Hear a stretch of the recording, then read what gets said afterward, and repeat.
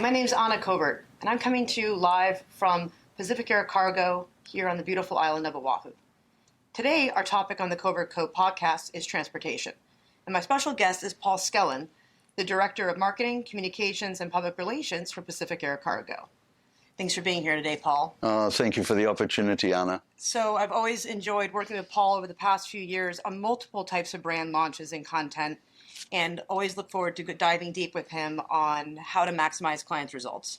So to get the party started, would you share with us how you accumulated so much industry knowledge in transportation? Look at the color of my hair. I've been around in the airline business since it was a dream. I was a pilot. It was a dream to be a pilot when I was a schoolboy. And I realized that dream at 21 and joined Air New Zealand. I grew up in New Zealand. And I went up through the ranks, the pilot ranks. And at one stage when I was living and working in Europe, the company that I was working for was purchased by the Virgin Group. And I was in a unique position in France as a French national and as a French speaker to be able to help guide the chairman and founder of the Virgin Group, Sir Richard Branson, through the regulatory process. And then I got on the radar as a communications and sort of PR person, and who better to learn the ropes of PR from than Richard himself. Yeah, I loved some of the Virgin Atlantic commercials. They were just epic. Absolutely. And I mean, not just Virgin Atlantic. I helped found a company called Virgin Express, which was a Boeing 737 Europe-wide feeder service, if you like, into London. But we were in Germany and Italy, France, Ireland, Spain, and in Greece. And that was a fantastic opportunity. And so all of those market launches, Richard, of course, famous for his antics, grabbing headlines and front pages and first story up on the evening news without paying too much. He was a past master of that. Rather than buying the media, he became the story himself. So it was a wonderful coach. Wow. Yeah. That's cool. And how'd you get to Hawaii? So I was headhunted by an aviation group on the mainland, a large regional carrier called Mesa Air Group. They had an inter-island operation here in Hawaii. Go Airlines. Go Airlines. When I first started my agency, that was our first account. Voila. So yes, and I remember that's where we met. And I was back at Air New Zealand in a senior role at Air New Zealand at the time that I was approached by the chairman of the Mesa Air Group.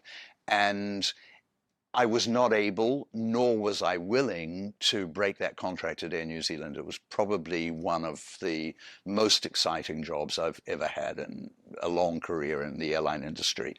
But however, as that contract came to an end, I recontacted the chairman of Mesa and said, if you're still interested.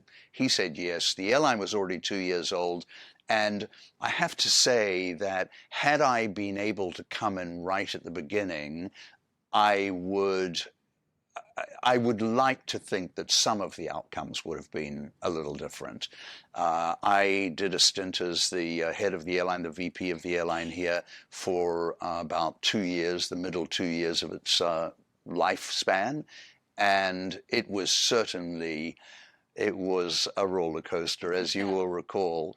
But we made a lot of innovative changes, and that really got me on the radar of a lot of people here because it was a very high-profile job, and it was a very contentious situation between the incumbent, Hawaiian Airlines, and ourselves, and we slugged it out until the big boys ran off with the trophy. Right, I remember those like slash prices, the $49 island hops, and people were just going crazy. You know, it's the learning out of that, and it's a shame that it had not come from our learning in Europe, and this is one of the reasons why I say I would love to have been there right from the outset of Go, is that if you enter a market with a headline-grabbing airfare to attract people to come and try your product, and that you deliver an exceptional product, you're going to build some loyalty.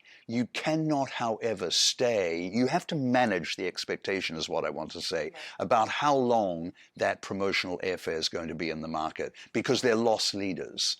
And we, I believe, did not do that well enough.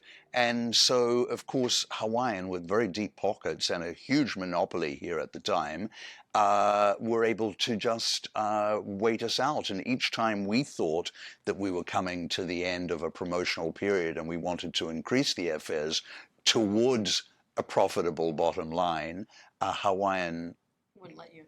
they just stayed there with the fare. And eventually it broke us. But that's the fair game in the market, and Pun intended. Yeah, exactly. I mean, I don't. I hold no animosity towards Hawaiian Airlines at all in that. Right. That's just how you do business. How the cookie crumbles. Yeah, Right? yeah. So let's talk a little bit about Pacific Air Cargo. So since the company has been founded, which is over 20 years, how have you evolved, and what is your vision for the company now? So I think it was founded by a wonderful lady called Betty Ward, who in 2000, in fact, almost 24 years to the day, because we launched on Cinco de Mayo, the 5th of May, and 2000. And I was not part of the company at that time. I wasn't living here in Hawaii at that time. And she saw a need in the market for service, particularly to some of the neighbor islands. She felt that it just took too long. The market expectation for ordering fresh produce or just about anything just took too long to get here. And she saw an opportunity to be small, nimble, and really listening to the market. And so the airline was founded. And I think with that DNA of being very nimble, out of the box thinking, able to upgauge, we've always worked, when I say upgauge, I mean to put on a larger aircraft or downgauge if market conditions are a little different. And we're not an airline, we're a very unique operator. We are basically a freight forwarder who has an airplane, and the airplane is leased to us. So it's operated by a leasing company, and we pay an hourly rate for that aircraft with its crew, with its maintenance, with its insurance, and the only variable for us is actually the fuel. And that can be a really big variable. Yes. So when it drops, that's good for us. When it increases, it's not so good for us. But one of the things that I've always admired about the way that Betty set the rate structure, the tariff structure up with our company is everything is transparent and our customers love it. So we have separated out any variables in fuel as a fuel surcharge, rather than just say we've been market conditions have require us to increase our rates, and people then pad sometimes or are perceived to pad. Right. They maybe don't, but the market is always a little bit skeptical. And I think that by having a fuel service charge, when people go to the gas pump themselves in the morning and they're heading into their office and they see it's now another 2 or 3 cents a gallon, and then they see that the fuel surcharge at Pacific Air Cargo is going up by 1.1 cent, for example, at the end of the month, they understand. Yeah. They know it's real. Yeah. Right. That is nice. So, and the company's grown based on these really honest and loyal relationships. Actually, we most of our customers have been with us since the beginning. I take one example, having worked for them myself at the beginning of my career as a pilot, Air New Zealand, who fly from Auckland into Honolulu several times a week. They come with belly cargo as well as passenger baggage. And most of that belly cargo is not destined for Hawaii. It's going on. They're always looking for additional capacity for the hungry West Coast of America market. So they offload it here. We offload it for them, and we put it on our 747-400, and we take it on our 6 days a week flight back to Los Angeles. And they have been a loyal customer of ours through thick and thin for 24 years. Wow. And now with the new road feeder services, your reach is larger than ever. Tell us more about that. Yes, so that's, we're always looking for ways, obviously, to grow the business and not stand still. And the road feeder service allows us to say to let's, for example, talk about Hawaii.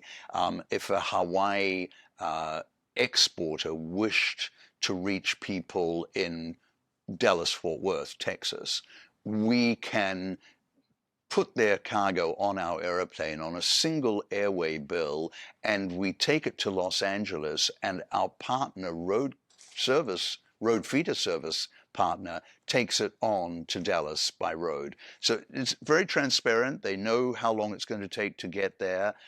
They know that we're not flying it directly to Dallas, so there's no secrets there. But it means that that exporter in Hawaii does not need to find a freight forwarder in Los Angeles to come and collect their goods and on for them. A lot of our viewers may not realize the importance of the single air bill. Like, for instance, when I moved, back from Aspen, yes, and you guys helped us with the flight, we had to get another partner to pick up our stuff in Aspen and bring it to the airport. Yes, and then as a result, things got lost, right? Because you have to trust all these other people.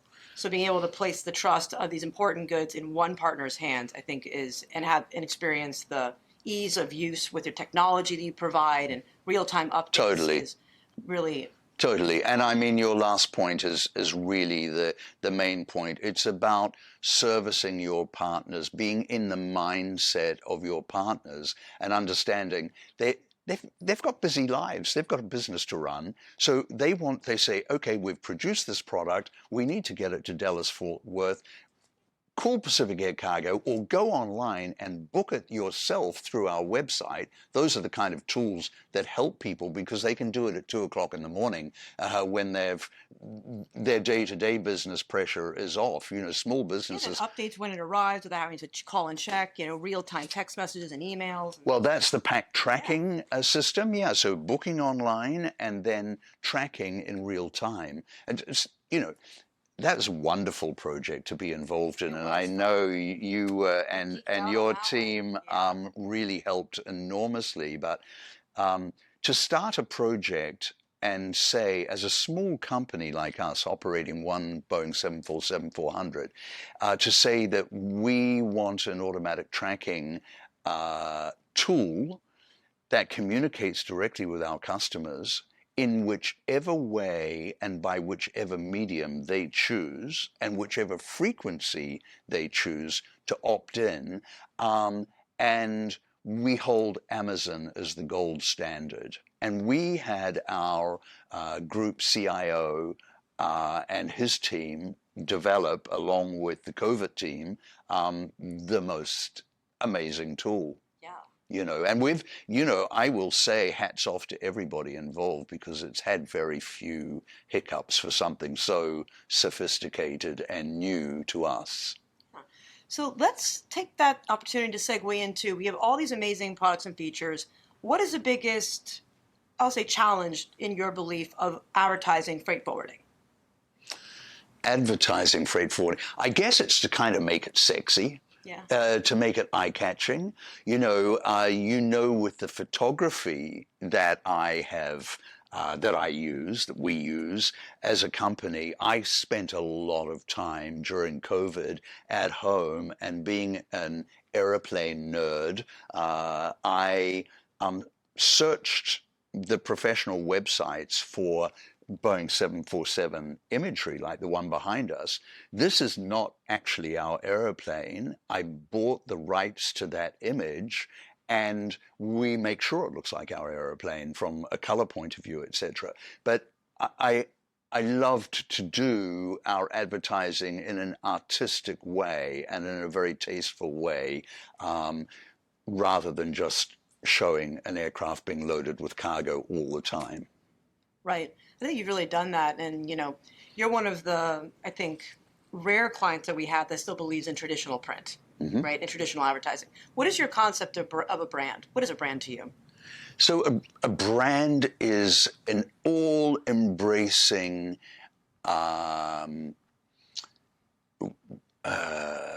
expression of your culture, who you want to be and who you really are.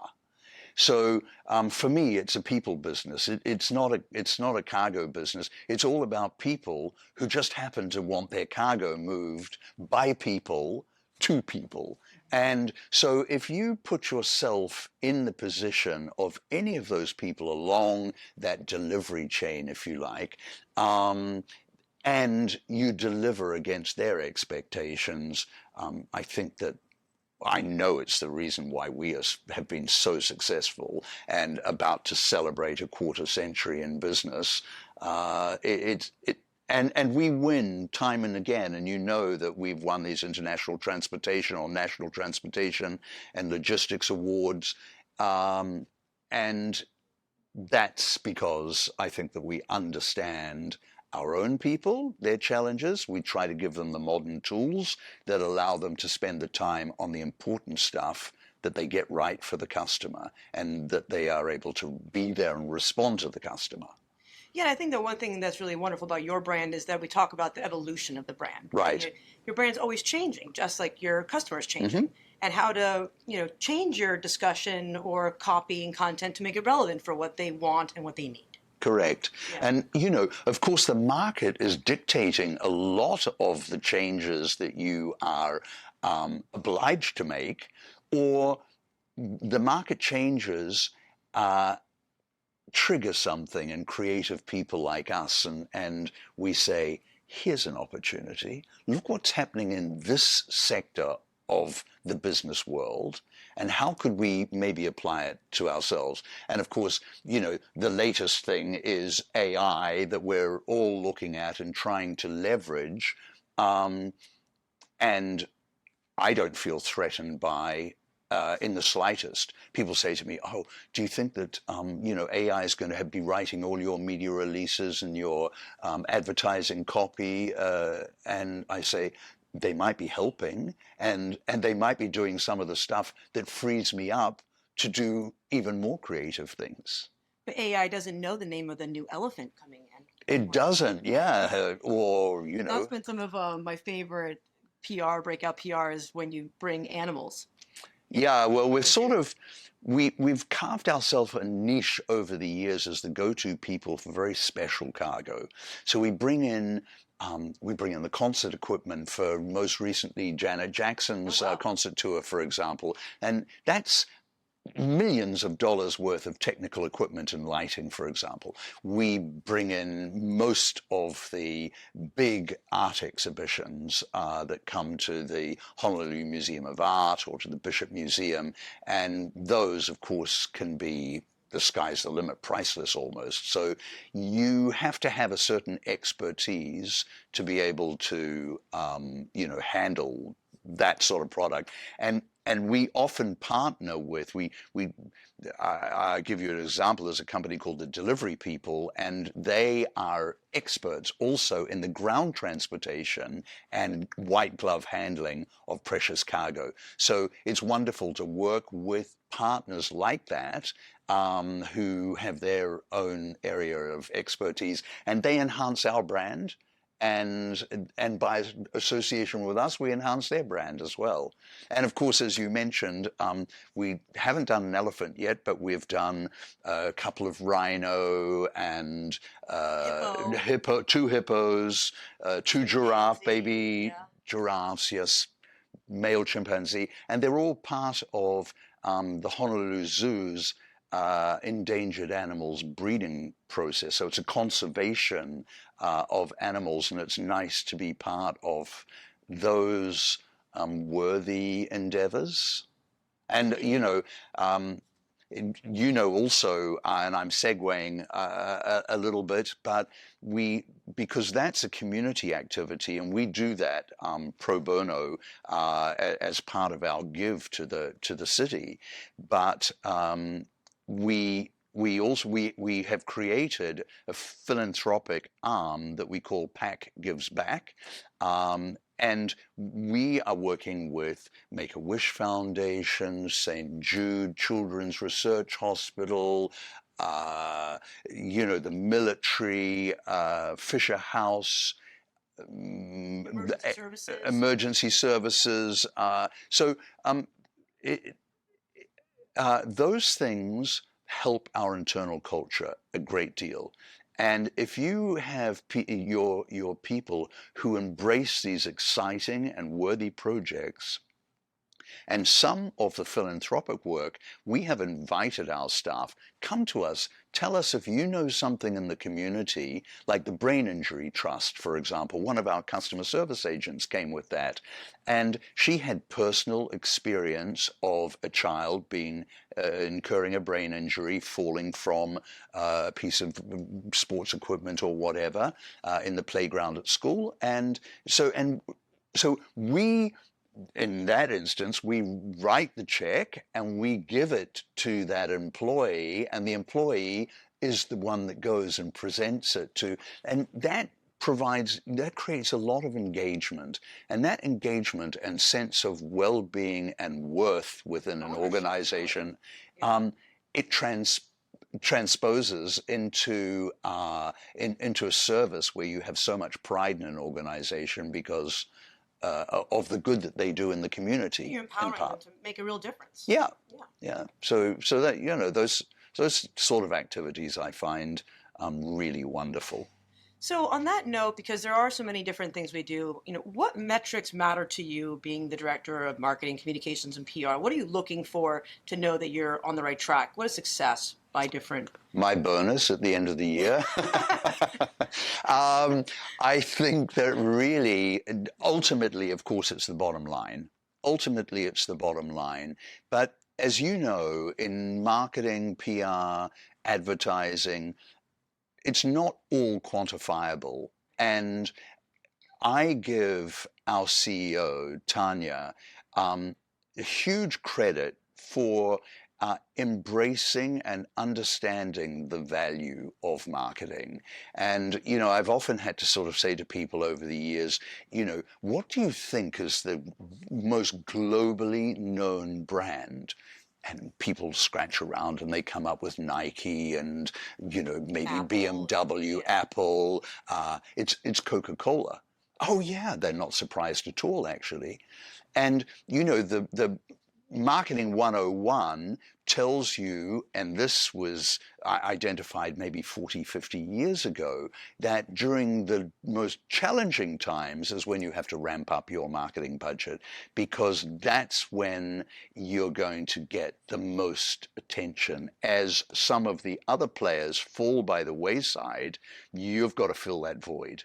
Those people who couldn't tough it out in the market, the big guys, don't go silent. They shout it from the rooftop. You're so right about that. I mean, I think it's so interesting that, it's always the first thing that gets chopped. Right. It's, what is this line item here? That, there's no overhead, it's not employees, it's, this marketing. But really, that might seem like a cost saving strategy or last call. But when in fact we know that that's how you really close the doors on your company. See, and the other thing that I made the decision, or I made the recommendation, we as a team made the decision here at Pacific Air Cargo, that I would not have an in-house team. I had one very competent assistant that helped me with the website and that sort of thing. He's now freelance doing other things, and he still supports us, Henry. And but we made the decision to come to you and have you and your expert team who operate in a sort of similar way. It's like a whole network of freelance people all belonging to the same exclusive club with the same goals and objectives. And so for me, who doesn't always need a web developer, obviously to have a web developer sitting in-house would be a crazy thing. But to have somebody who knows your product, understands your culture, helped create your brand, especially during the refresh, when we built a new website, when we tweaked our logo, and all of those things, just to give it a subtle refresh and modernization, etc.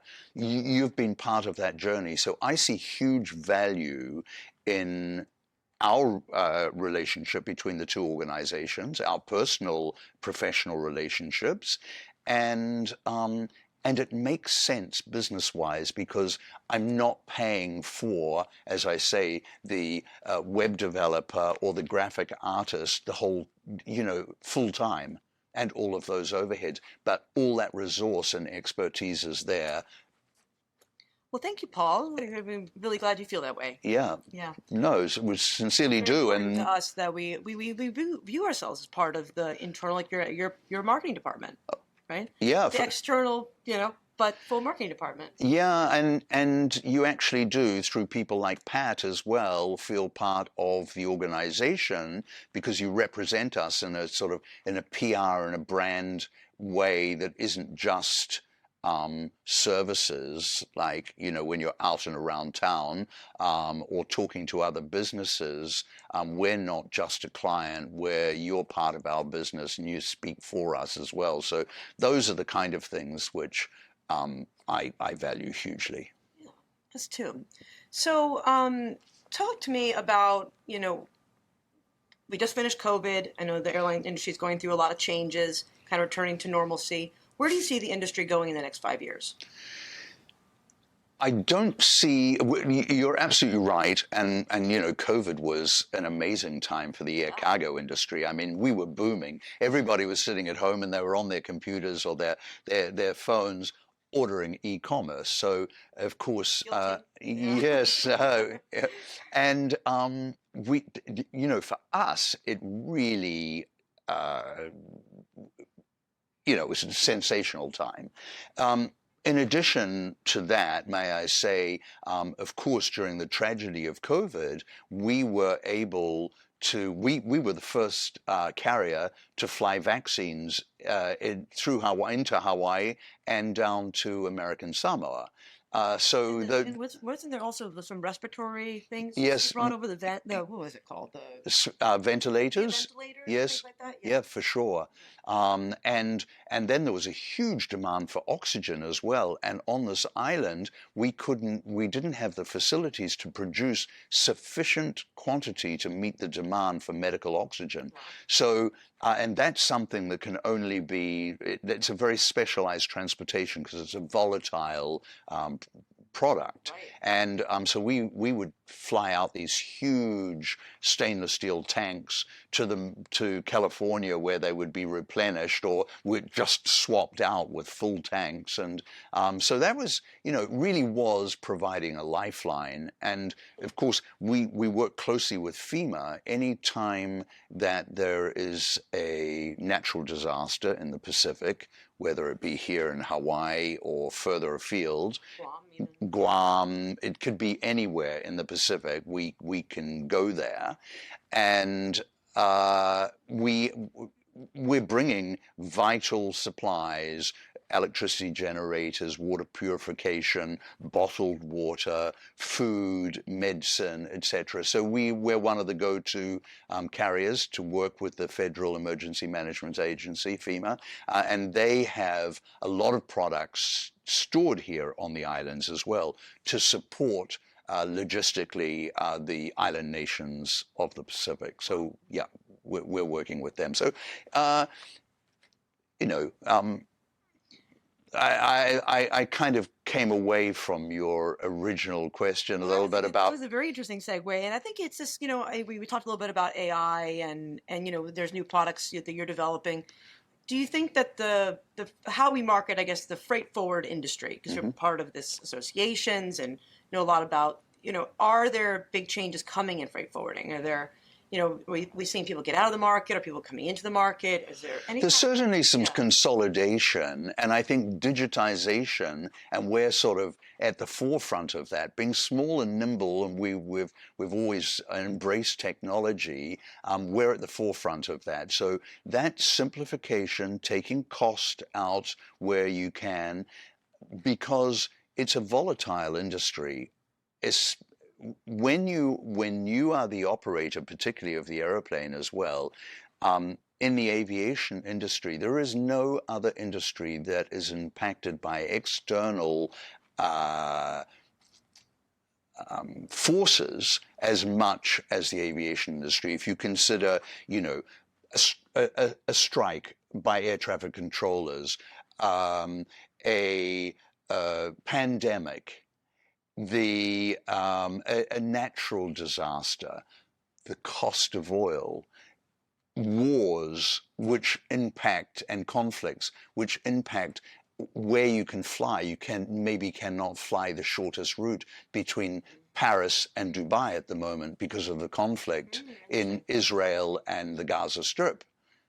The recent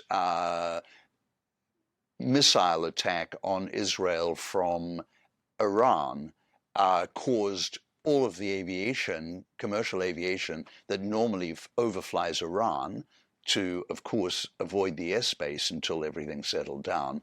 So those things all add cost and complexity to the business. Complexity is cost anyway. So I think that those variables are always going to be there. So one of the biggest challenges is to be out of the box thinking and be nimble enough to adjust your business model temporarily or more long term to meet those demands. And when it comes to fuel, for example, we hedge because we're responsible for the fuel that goes into the airplane that we lease. We buy fuel ahead of time. Sometimes we hedge on a particular price, believing that the price will go up at some stage and we will have bought it at the right price. So it sounds like there's a lot of barrier to entry in the industry, with the high overhead and risk. So, but probably maybe we can think that in the next 5 years, maybe there'll be players that are going to pull out. I'm sure there are. There will be. And we've seen just this week in the market between Hawaii, Los Angeles, and Honolulu that one of the competitors has announced that it's pulling out. And it's, you have to have the right airplane at the right overall price. And you've got to have the right amount of capacity, lift capacity as well. If your airplane is too small, that doesn't work because you can't satisfy demand. If your airplane is too big and it's too costly, then that's also obviously a barrier to profitability. So, so looking forward 5 years, who knows what's going to happen on the global scene? And we watch, we don't run our business directly by what's the tensions that are in the South China Sea, for example, but we're very aware of them and how they could destabilize the manufacturing industry in China, and therefore that all-important trade that's between China and the insatiable appetite for goods that is the consumer of America. And so, we, for example, I think you understand this, that part of our backhaul, so our main, let me start again. Hawaii is a nation that doesn't produce very much, so we import almost everything. We're 5.5 hours out in the middle of the Pacific, and we import almost everything. Our airplanes are full every night coming in from Los Angeles, and we have cargo that's waiting for a day or a day and a half to come. So we can always add additional capacity to satisfy the market into Hawaii. The problem is when you fly back from Hawaii, we produce very little here. not enough to fill a 747-400 5 or 6 days a week, that's for sure. So how we offset that is the passenger airlines that fly some cargo in their aft belly holds, they are also feeding that insatiable consumer appetite on the US mainland, and halfway across the Pacific, they bring their passengers and their baggage to Paradise in Hawaii, but they also bring some cargo that they give to us that we take on to Los Angeles, because they're going to turn around and go back to Asia. Right. That business can be impacted by what happens politically in Asia as well. So as the market is rebuilding post-COVID, I see this backhaul cargo is increasing, and the backhaul flight to Los Angeles is economic, it's profitable, and I see that growing, provided nothing major happens politically in that part of the world. Yeah, we all hope that, you know, right, especially for the people themselves in the region. But I also think that technology, the 747 is not going to last forever. The last of the 747-800 series, the most recent, have rolled off the production line. Now, Boeing is talking about there seems to be enough demand, and they are saying, well, we only rolled out the last 747 6 months ago, maybe we can reinstate that production line again. So that's a strategic decision that but it's the absolutely perfect aeroplane for the air cargo industry. Yeah. So that's really interesting. So one thing that I would like to ask all of the guests is, as you know, my book's coming out in June. Yes. It's about I ordered. Marketing. Well, thank you, Paul. Yeah. So it's about digital marketing, obviously, and the reason I wrote it was to protect business owners from fraud, basically, right, online, and how to pick a right partner. Also, how to know when to push the brakes, right, and change strategy. Right. So do you have any tips for our viewers? Have you yourself ever encountered any digital fraud? And do you have any tips for viewers on how to pick the right partner? So like most organizations, we rely on our information technology enormously, and the internet, of course. We have what we believe are the most robust tools in place, but the people who invent those robust tools are the bright minds that also invent the way around them. So that's just a fact of life, I guess. And so we're always vigilant for those things.